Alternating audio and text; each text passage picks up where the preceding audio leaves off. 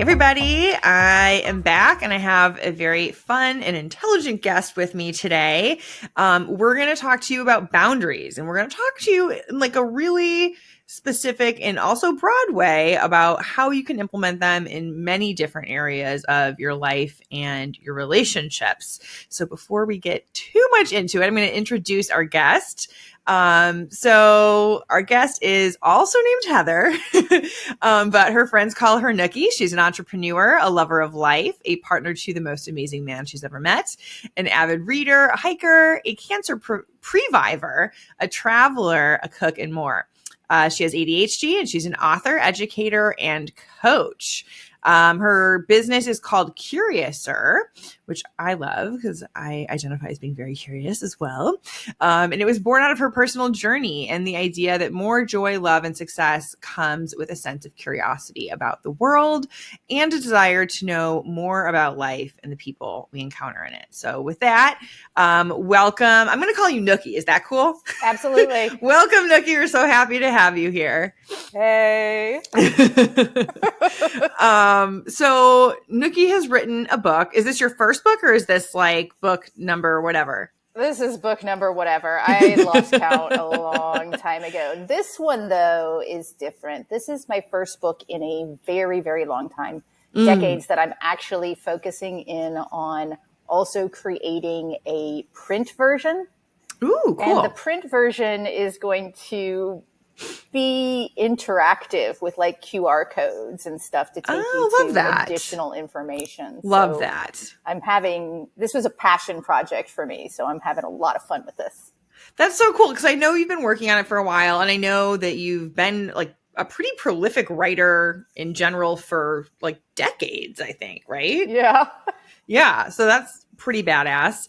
I also want to add, Nookie is a kink expert and educator as well. So we're going to kind of talk about the intersection of the boundary work and also what does that look like applying it in the kink community or just your sex life in general. So with this being a passion project for you, like what made you realize like now is the time like for this work to come into fruition?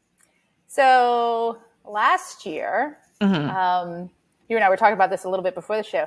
I got diagnosed with a BRCA1 genetic mutation that said I had an 87% lifetime chance of breast cancer. And I started looking at the prevention options, and I was making some really big decisions about my body and my health. And last year I also turned 49. Okay. And I'd never had any health issues before. I'd always been effortlessly, I guess, healthy. That's so nice. Yeah. And my birthday month is August, so happy birthday month to me. And last year, I decided I was going to take my birthday month. I'd had a crazy year, and I was making these decisions. And I was going to take my birthday month, and I was going to do a sabbatical. I was going to stop vlogging every day. I was going to, just rest and figure out what would I do if I could focus in on my passion. And I'd been sort of talking about writing a boundaries book for a while. I'd done some blogs on the topic. I'd talked to people. I'd interviewed some people. I'd written kind of an outline. I wrote it in the way that a lot of people write books, which is to say I didn't actually write it. And my first week of my sabbatical, I decided I was going to work on that. And so in order to make myself do it, I put up a community, and I invited people to join my community and watch me write it live. And oh my God. Give feedback on it. So that's what I did for about 3.5 months is I wrote it live. I wrote 60, 70 chapters. I gotta ask more about this writing it live thing. So if I was like in the audience while you're writing this live, would you be doing like a screen share of your Google Doc or something? I'm literally seeing the words appear. I did try that. And the talking to people and typing was not working. What I did instead is every time I wrote a new chapter, I posted it all, and I also read it Okay. So they could listen to it. And then they had forums and stuff where they could ask questions and talk about what seemed clear and what didn't seem clear and whatever. That's amazing. And then I decided to edit it, and I completely changed the format entirely. I took a bunch of stuff out because I realized I was writing more of like a textbook on boundaries instead of something somebody might actually want to read. Okay. All right. And I decided that a lot of that was going to go into kind of the also parts, the parts that I'm making interactive. Oh, cool. Okay. The book. And I started a workshop on, so the book is like, here are boundaries, right? And then the workshop is kind of like, buckle up, bitches, we're setting boundaries. Okay. So there's a workshop component too. Yeah. Yeah. For those people who need a little bit more hand holding or a little bit more like step by step, here's how you set a boundary and here's, how to troubleshoot and everything like that. And then I got asked a bazillion times to offer one-on-one coaching, which I then started doing. Okay. And so now I am finishing the editing and illustration of my book.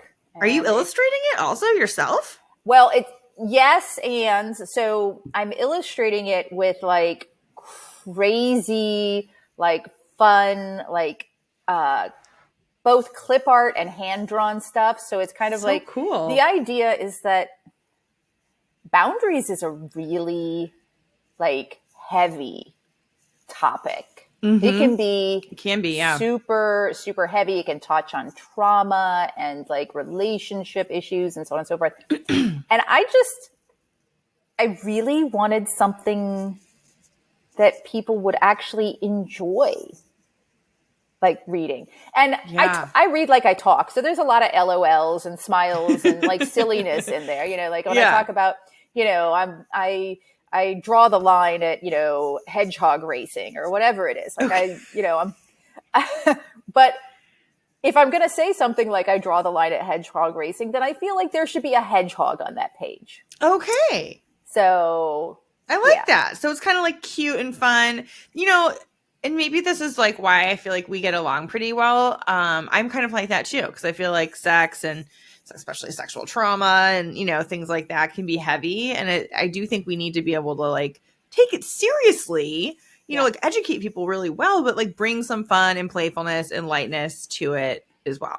I think we can take the topic seriously without being serious. Totally agree. Yeah. Yeah. So yeah, that's how it happens. It's kind of like a novel concept sometimes. I know. It kills me. Okay, cool. So sorry everyone, we did cheat a little bit and talked slightly before we hit record, but so you mentioned that there's a cluster of different areas that people can set boundaries in. Yeah. So can you kind of, walk us through, what are those areas and kind of what, a little bit at least, of like what falls within that area?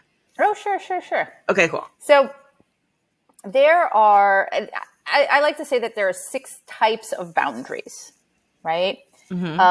So, and let's be clear on what a boundary is. Yes. Because I think a lot of people get the idea of a boundary wrong. Because a lot of people think a boundary is stop, do not pass.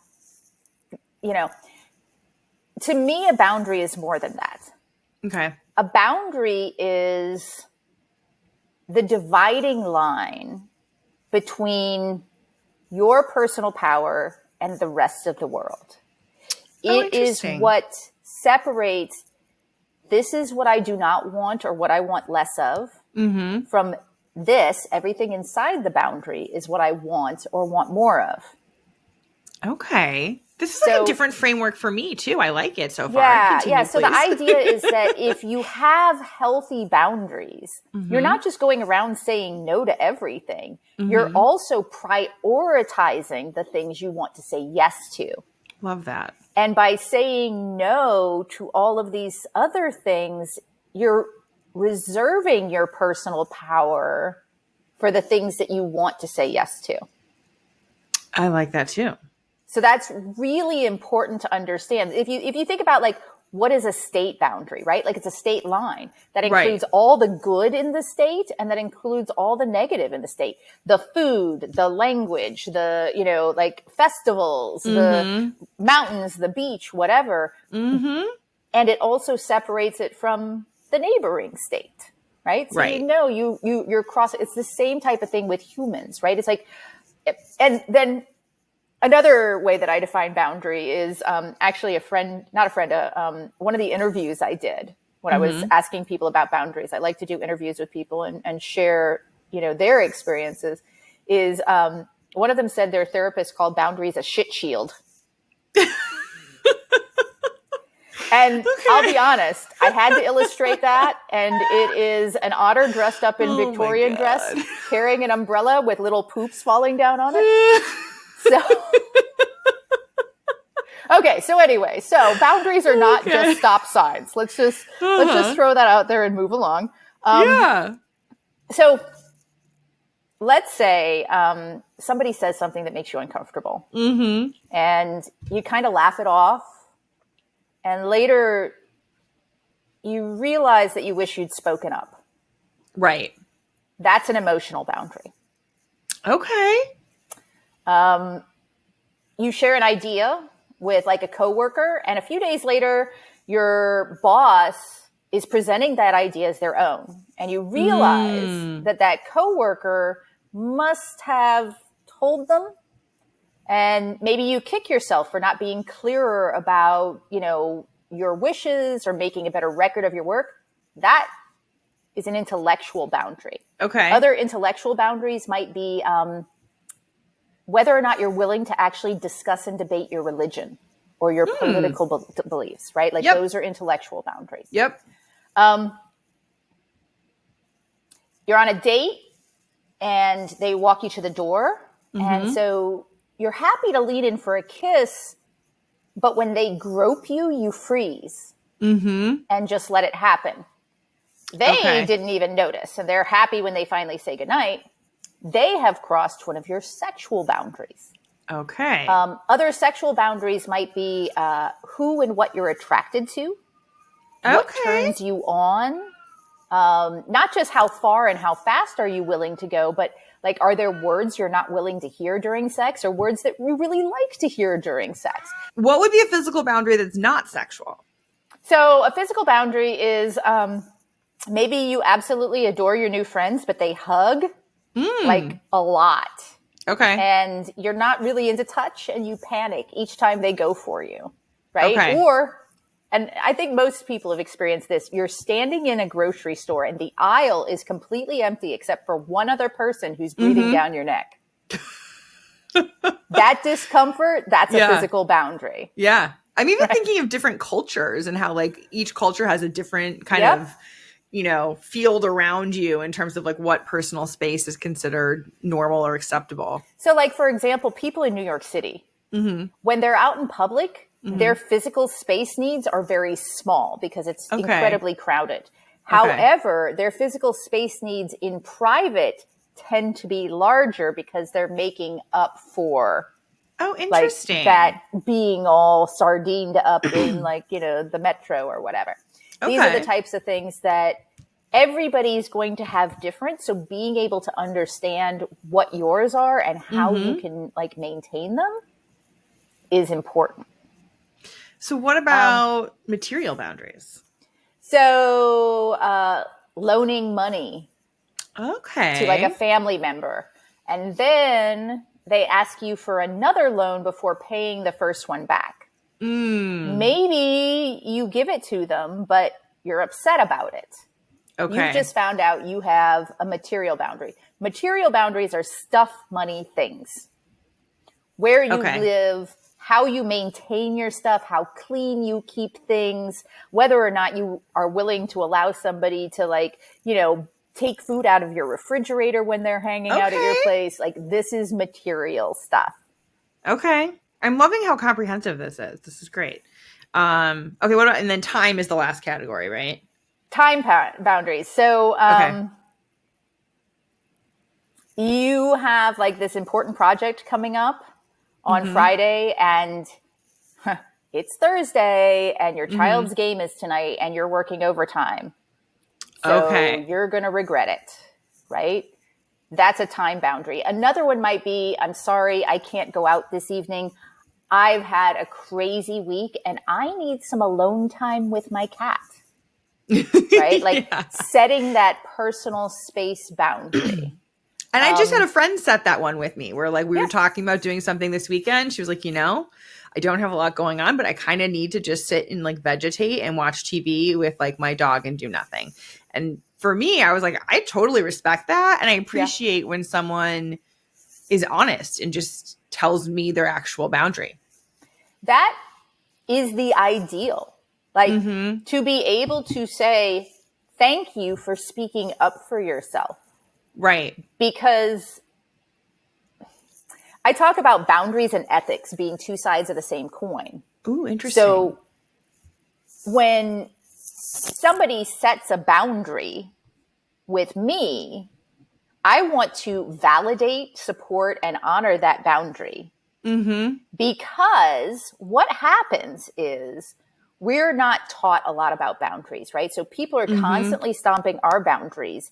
And we learn that when somebody says, oh, I don't want to go out this weekend, we're supposed to say, oh, come on. Why are you going to be such a party pooper?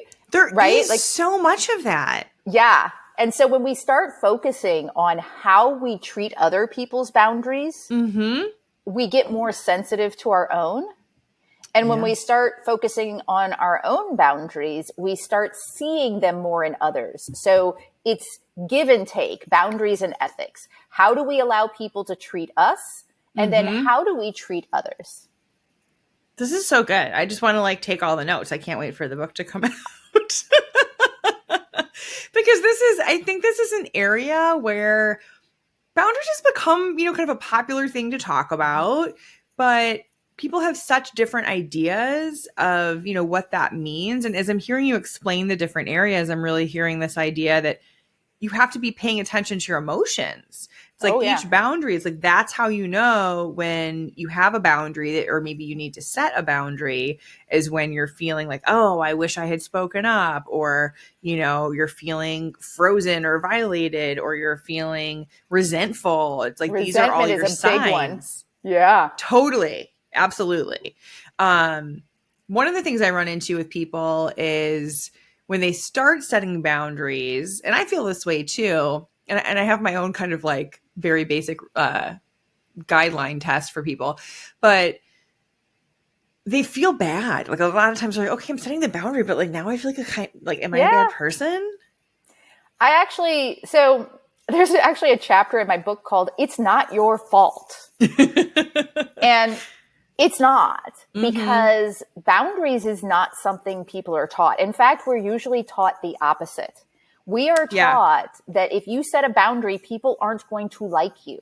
Yeah. Right. And we're taught that by people who love us.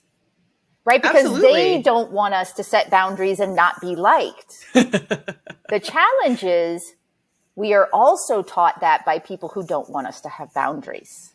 That's true.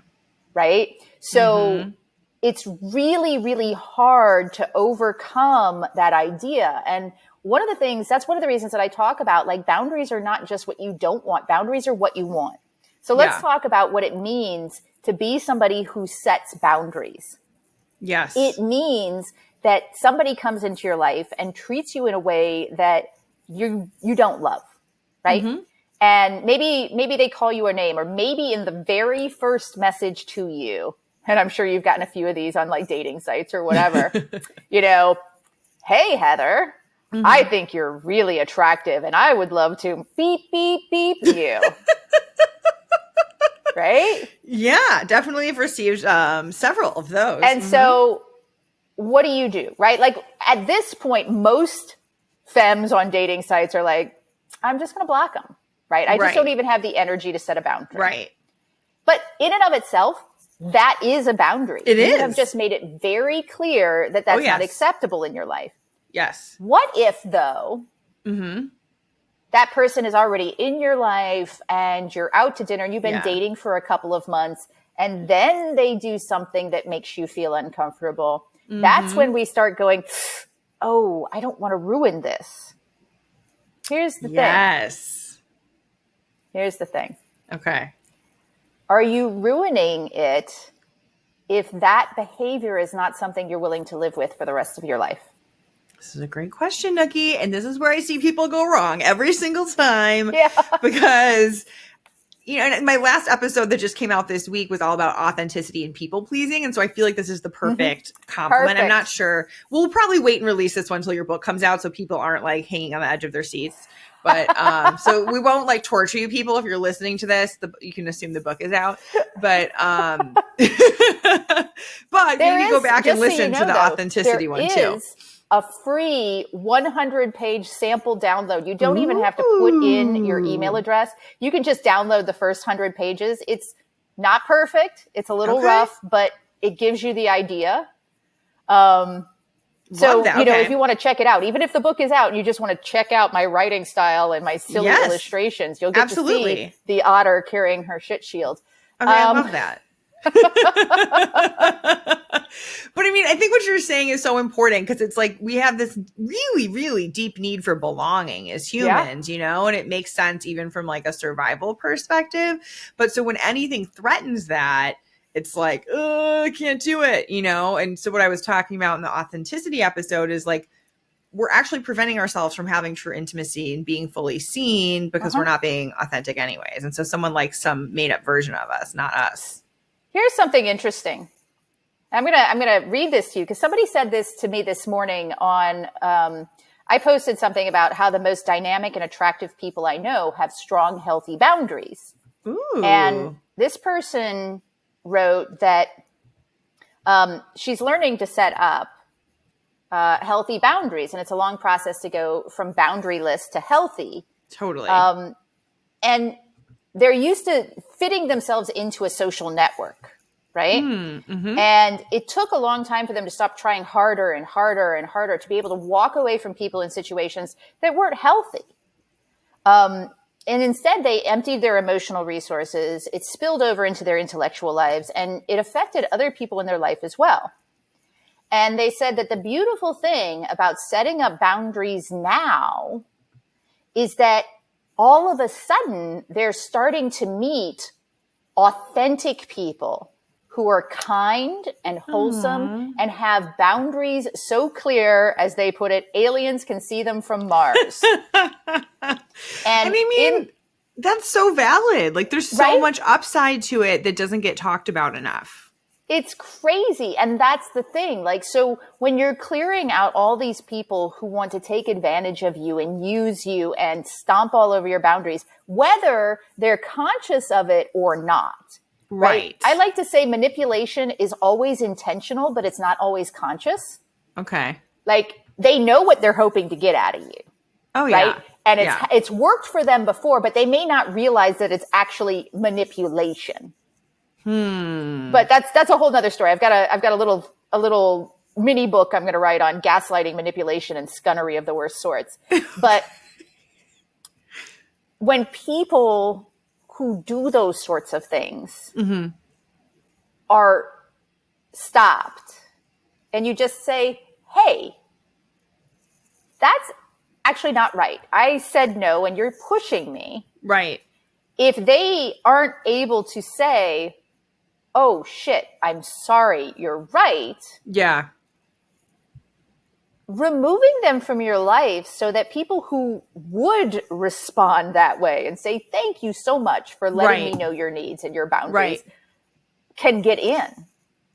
100%. And I think it does take a willingness to maybe be a little bit more lonely in the short term, but you got to trust that like you're going to start attracting those people who share your values around boundaries. 100%. You know, one of the closing chapters in the book is, I'm not going to lie, it's going to hurt. It's so true. It's going to hurt. Part of me is like, life's going to hurt anyways. Like life is going to hurt one way or another. Yeah. And it's going to hurt a lot more to keep allowing people to take advantage of you. 100%. But it feels like it hurts more because it hurts more quickly. When all of a sudden you're beginning to realize that that person doesn't actually want me in their lives. They want what they can get out of me. Right. Right. It's tough. I do want to just sort of like empathize with anyone who's listening to this and they're like, I'm going to have to set this boundary, aren't I? And it's going to suck. Yes. Mm-hmm. Yes, it will. Until it doesn't. If you don't set the boundary, then you're putting up with that, for example, that stupid nickname for the rest of your life, potentially. Right. And do you really want to hear it when every single time you die inside? Right. It's a great point. And, like I gave the example with my friend saying she can't hang out this weekend. And I would always, at this point in my life, rather have people like that who are going to be honest and authentic. And so when we're hanging out, I know she wants to. When we're talking, I know it's because she wants to. Versus people who I've had in my life, and some of these friendships have recently ended or are shifting dramatically, where people have even said to me, like, I haven't been showing up authentically, or I've been really non-confrontational to the point that like I should have said some things that I didn't. And so it's kind of like puts me in a position as the receiver of like, okay, so I kind of can't really trust our whole relationship up to this point. That is exactly. So that is a perfect example. That's one of the things when I talk about like skyrocketing your relationships with better boundaries. Is the idea that a boundary is something that can really make you feel better about the people you hang out with, because you find out that you can trust them. Yes. Right? You can, like I say to people, and this is actually one of the questions I ask in the book, how would it feel to you to have a friend or a partner who you knew spent time with you because they valued you and what you bring to their life, and they're only going to spend time with you when they want to? Right. Like, that means so much more, that every single time, every single minute you spend with me is because you want to. Right. And you're framing this in such a nice way, because I think, we hear so much about how to set boundaries. And honestly, a lot of the ways I hear about how to set boundaries sound like very aggressive and like not very nice to me.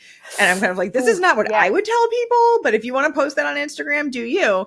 But, we don't hear as much about how to receive boundaries. And I do think people can get hurt and people can get defensive. So I'm excited that we're like framing this in a way that's like, not only do you not have to be hurt and defensive, you can actually be like, sweet, this is an authentic person with like healthy, good emotional health. One of the things I do talk about in the book is one of the phrases that you don't want to say when you're setting a boundary is, that's my boundary. Like, that is a great way to end a conversation or put somebody on the defensive. Yes. Right away, right? Yeah. Like, don't do that. That's my boundary. Right. Right. Right. So I also talk about like ways to use words that, so let's talk about, because you mentioned, how to set boundaries. Let's talk about the ways we set boundaries. I like to say that there are 3, sometimes 5 simple, not necessarily easy steps. Right? Okay, cool. So the first step is set it. Okay. And, just for all of you to know, these are actually the sections in my book. So the first step, the first section is set it. Okay. Which means, what are your boundaries? If you don't know what your boundaries are, you're not going to be able to like communicate them to anybody else. Right. Right. So you're defining the boundary and you're setting it for yourself. Step 2, clearly express and maintain your boundary. Generally speaking, again, don't say, stop it, that's my boundary. Say something along the lines of like, hey, sorry, I just realized that, next Tuesday I overbooked. Could I offer you next Thursday evening or Saturday during the day or whatever, as opposed to, I double booked and I'm overwhelmed and, just that's my boundary. Like, don't even ask me. Right. Like that's, it's how are we being compassionate to others? Again, boundaries and ethics. Right? Yeah. How would we want to be treated in the same situation? Right.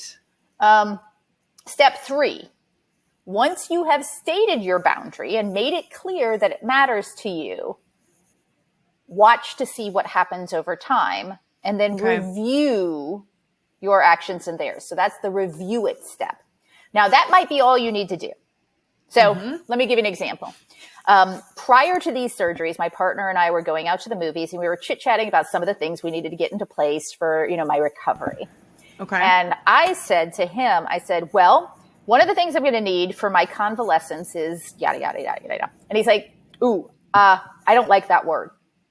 Oh. I'm like, what word? Convalescence? He's like, yeah, I don't like it. It sounds bad. It sounds like an old folks home. And I'm like, okay. What word would you like instead? Recovery? He's like, I like that better. I'm like, okay. That's simple, right? Oh, I love that. But couldn't you also see that conversation going, you don't like convalescence? What? Come on. It's just a stupid word. It's convalescence. Like it means, right. Right. Or you're not the one having the surgeries. I'm going to use whatever word I want. Exactly. Right? Like we don't need to have conversations like that, do we? No. And it's just a word. So I still use the word convalescence. I don't use it around him because it makes him anxious for me. Right. Which I can see as the partner. Yes. I don't want him to be anxious or feel bad or I don't want to ever make him feel bad unintentionally. For sure.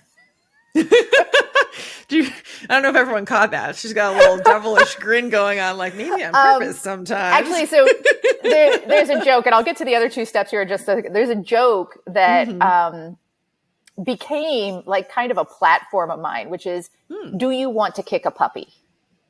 Okay. And so, Heather, do you want to kick a puppy? No. So you don't ever want to kick a puppy? No. So you wouldn't kick a puppy? Correct. Right. Okay. Excellent. So what does that mean when you're in an argument and you throw barbs at your partner? Okay. So is that the metaphorical? Kick a puppy because you don't want to. Right. But when you hurt your partner, you're doing it because you want them to hurt with you. Yeah. And when you stop to think about it and you say, I don't ever want my partner to hurt because of me, then you start taking a whole new look at how you do relationships and boundaries. Fascinating. So anyway, step 4 and 5, which are optional because, of course, you might have just done what I did and it's like, okay, you told me your boundary. Right. I just stopped. That was simple. Easy. Yeah. Right? Easy peasy. Step 4 is repeat it. So maybe you need to state it again, possibly with a deeper explanation, right? Okay. If you didn't notice change or real effort, maybe you caught them at a bad time, or your communication wasn't clear, or they're doing what they thought you wanted, and they might require more explanation to get it through their thick skull, right? So that's when you start saying, okay, how long am I willing to wait for change or at least honest effort? Yeah. How will I measure that change or honest effort? Am I willing to offer assistance or reminders? If these are things that are really hard for somebody to change, you might help them, but you also don't want to nag them. Right. Right. And so then you set up a time to have this discussion with them and make sure that you're both really clear on what this is about. This is often big relationship stuff, right? I really would like you to put in more effort, making me feel loved and not just like a sexual object playing grab ass all the time. 100%. Right. Yeah. They're used to playing grab ass. So there might be some redirection and asking for things more during that. I'm willing to give this 6 months or whatever it is. Okay. And then the last step is change. Okay. If your boundary is still not honored, you have a change to make. Maybe you change your boundary. Yeah. Maybe you change your relationship. Maybe you change yourself and what you're willing to accept. Yeah. But change, right? So in some cases, things like my partner talks to himself. And he talks to himself in exactly the same tone of voice that he talks to me. Oh, confusing. And I'm more than a little bit deaf. So when he talks to me in that tone of voice from the kitchen, I don't know if he's talking to me and I have to say, what, baby? Or if he's talking to himself. Right. And I say, what, baby? And he's like, nothing, just talking to myself. So I can either ask him to speak up, which he's never going to be able to do because he's talking to himself, right? Like he's never going to be like, okay, baby, I'm going to talk to myself so you can ignore this now. Like that's not going to happen. Right. I can be annoyed for the rest of my life. Right. It's an option. Or I can kind of make it a game in my head, which is what I've done. And every single time he says something that I don't catch, I say, what, baby? And when he says nothing, I'm talking to myself, I can laugh. Right. Because he's talking to himself. It is kind of a and funny usually quirk. He's not just talking to himself. He's usually like singing Hamilton lyrics or something to himself. So like it's like a whole thing, right? Like so then after a while, you know how like sometimes you don't hear it and then they say nothing and then your brain finally gets around to parsing what was going on and he's over there like, you know, singing, why does a bastard orphan son of a... You're like, my God. He sounds like kind of entertaining. Oh, he is literally the best human I've ever known. And he is highly, like, okay. So he will literally like walk by. If I were on a podcast here with you and like, you know, he came in and he realized I was busy. He would like walk into just my sight, like my line of sight, not looking directly at him, but just where I can see him out of the corner of my eye. And then he would like shake his booty and throw me a kiss and then like walk upstairs to his office. Like he's freaking delightful. I just can't even with this man. But I'm going to tie this to boundaries. Okay. One of the reasons that both of us can do this and be silly and enjoy each other's company so much is that when something isn't right, isn't wonderful, or feels like, I don't like that word, we simply say it. Right? Oh, and that's years of practice.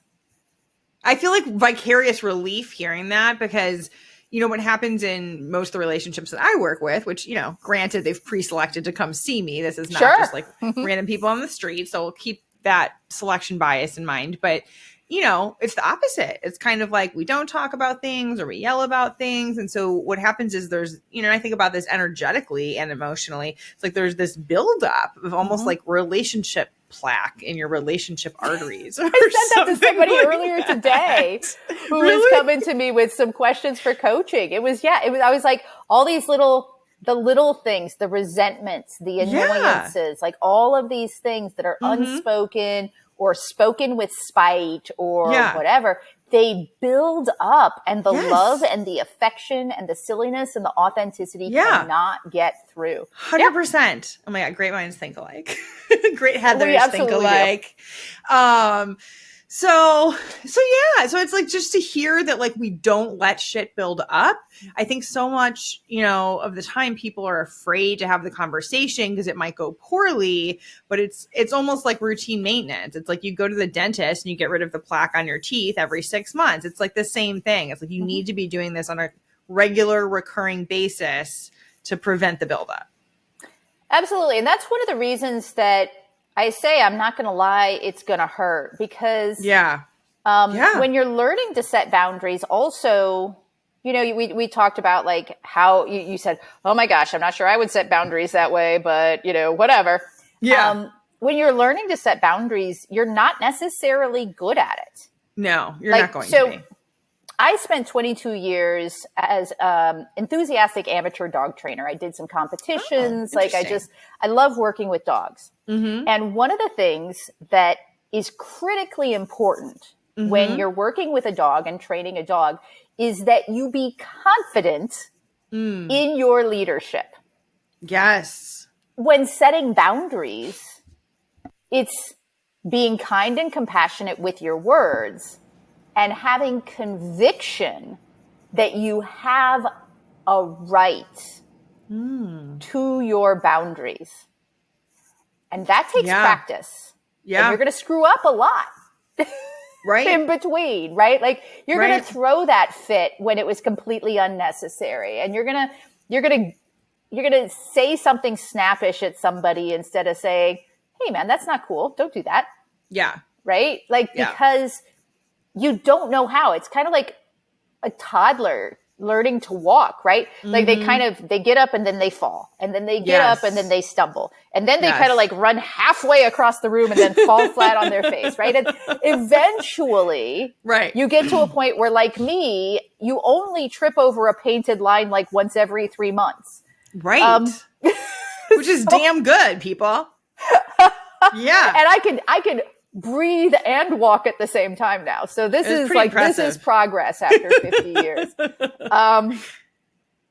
So yeah, I'm like, so you're going to make mistakes. And if you're doing this with a partner that you've already got all that plaque buildup with, you're both going to make mistakes. And it's going to take a while to get rid of all the plaque. And that's really hard because you're going to have, like, you want it all to be better. Right. And you're working on it to be better, but you're still, and that's going to be frustrating as all get out. That's a good time to get a coach or a therapist. Bing. It is. That is a good time to get a coach or a therapist. Yeah. So yeah, I mean, like it's difficult to make change. Yeah. It's more difficult. Let me just throw this in there. And I mentioned this in the, in one of the chapters where I'm talking about, do you want to involve your partner in boundary setting right away? And the answer might be no, right? You might want to start practicing and learning how to set boundaries on your own without going to your partner and say, hey, our life is a lie. Let's make radical change. I think that one of the themes of this is like the delivery matters, people. How be conscious. You say these things always matters. Yeah, it does. Even something as simple as, so I just had surgery 2 weeks ago. Yeah. And I'm not allowed to do anything strenuous with my arms above my head. Okay. Double mastectomy, reconstruction, blah, blah, blah, blah, blah. Right. So that means that my partner gets to wash my hair. Because so cute. My hair is really heavy when it's wet. Like it is a lot of hair. And we were in the shower the other day and he's washing my hair and I'm like, oh God, this is so amazing. I don't think I'll ever wash my own hair again. And something came into my head and I realized that the day before I'd been kind of poking at my friend about this person that he's going bike packing with that I don't like. Like, I really don't like them. And so I kind of said something snarky. And for some reason, while I was in the shower, this popped into my head. And I said to my sweetie, I said, hey, sweetie, by the way, I'm like, and this has nothing to do with anything right now. It just popped into my head.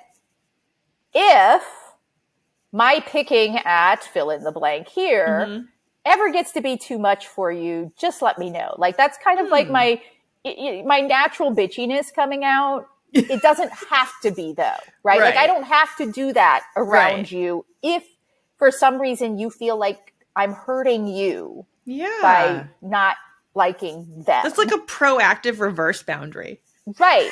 Right. So that's the other thing. Again, boundaries and ethics. How do you want people to treat you? Do you want people to be able to think, oh gosh, maybe I did something wrong there and they haven't even really noticed. Right. But if I offer to them, they can, like, so let's just call that expert level boundarying, right? Like, I would agree. Definitely expert level. This is the type of thing that, to tie this back into relationships and the beginning of relationships, I'm actually working, once I get this book out, the next mini book I'm working on is called Start With No. For those people who are out in the like dating world. Yeah. And it's the idea that you want to start with boundaries as quickly as possible. So when somebody says, hey, are you available on Tuesday? You say, I am not available on Tuesday, but I could possibly do Thursday, and see how they respond. Because what some people will do is get upset. Right.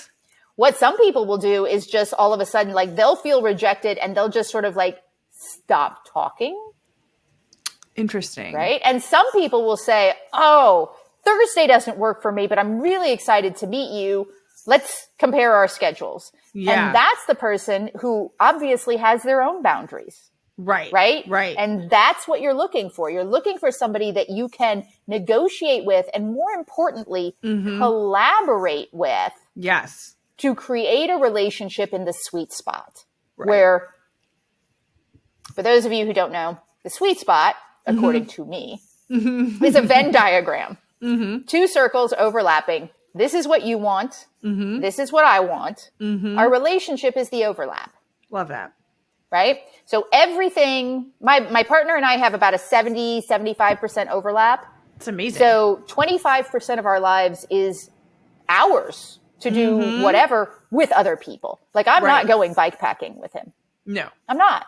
No. I might some point in the future, but right now that is not in my this is what I want circle. Right. It's not in the overlap. That's fine. Right? Yeah. I think that's healthy. Like zero desire to go thrifting with me.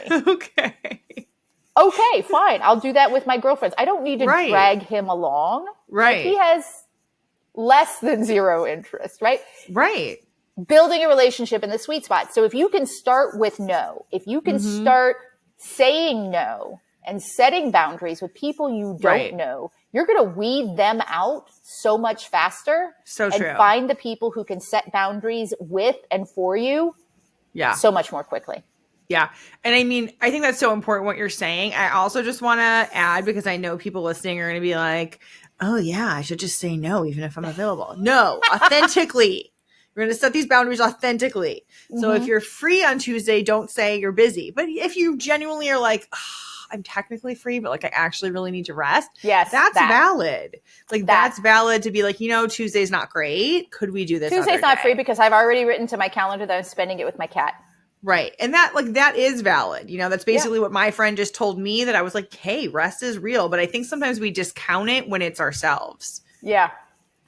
So anyway. So yeah, I mean, and that's the thing, like just setting the boundary, or like if somebody is, you're 4 or 5 paragraphs into a conversation and somebody starts calling you honey. Oh my God, I hate that. Like so for much. Me, I'd be like, please don't call me honey. I just can't. I don't like that term really. Yeah. Like I'll take it from a diner waitress with bleach blonde hair who's giving me pancakes. Sure. Not from some dude I might go on a date with. Right. Absolutely. Yeah. I feel the same way. Right. And so that's valid, thing to set a boundary on too. Like there's so many, obviously, as you covered, so many different ways you can set a boundary. And I agree. Like if somebody responds well, if I do have to set a boundary, it's such a nice sign of their like emotional maturity and like their security within themselves. And like, oh wow, they don't just need everything on their terms. Like they're not just all ego driven. Like it tells you a lot. Yeah. Yeah. And you might as well start while the relationship is fresh. Right. Makes it so much easier than having to fix it later. Oh my God. So true. But don't get discouraged if you're ready later and need to fix it. True. True. Still do the work. You can still both do it. Yeah. And you've got me here and you've got Nookie here and we can also help you. So speaking of that, if people are like, oh, this was so helpful. Like, how do I find out more about this Nookie lady? And like, how can I work with her? Where would they find you? My.curiouser.life.